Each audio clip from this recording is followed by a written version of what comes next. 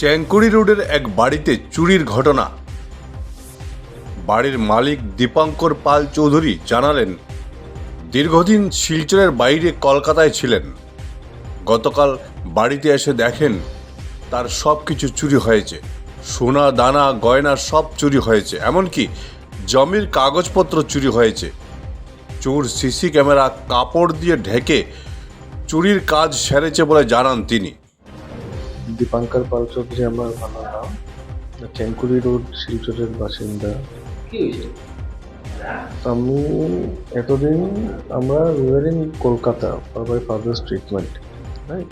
I came back today afternoon. তো আজকে ঘরে আসার পরে আমরা যখন খুললাম ঘরটর, তখন দেখলাম কিনা ফ্রন্ট ডোর এন্ট্রি ঠিক আছে, সব কিছু ঠিক আছে। তো when I checked into my CCTV cameras, প্রথম 4টা সিসিটিভি ক্যামেরা ভালো করে চলছে, বাট দ্য 5th ক্যামেরা এটাতে কাভার করে রাখা।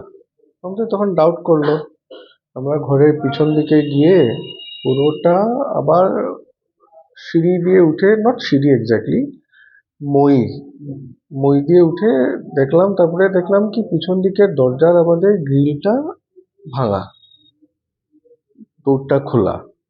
গিয়ে দেখি কি আমাদের দুটো গোদরেজ পুরো খালি, চুরি পুরোপুরি সবকিছু, টাকা পয়সা সোনা গয়না ফাইল নিয়ে গেছে।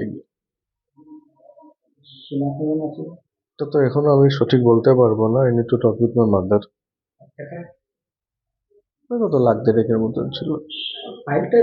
ফাইলটা তো ওটা, এটা তো সব থেকে আশ্চর্য। সবকিছুর মধ্যে আমার জায়গার ফাইল একটা, প্রপার্টি ফাইল একটা গায়েব। আছে আছে সিসি ক্যামেরা আছে। চুরে কি করেছে, ক্যামেরার উপরে একটা কাপড় লাগিয়ে রেখে দিয়েছে। তো যেই চুরি করেছে আমি বুঝি কি এ জানাশোনাহি চোর, ও জানে কোন জায়গায় কি আছে কি না। পুলিশ এসছে এখন, they're investigating, let's hope for the best। আচ্ছা, টোটাল যে আপনারা মানে দিয়েছে টোটাল কত টাকা এটা আমি কিচ্ছু বলতে পারবো না এখন, আপনার পরে আমি বলতে পারবো। ঠিক আছে। Bureau report, Barak vision.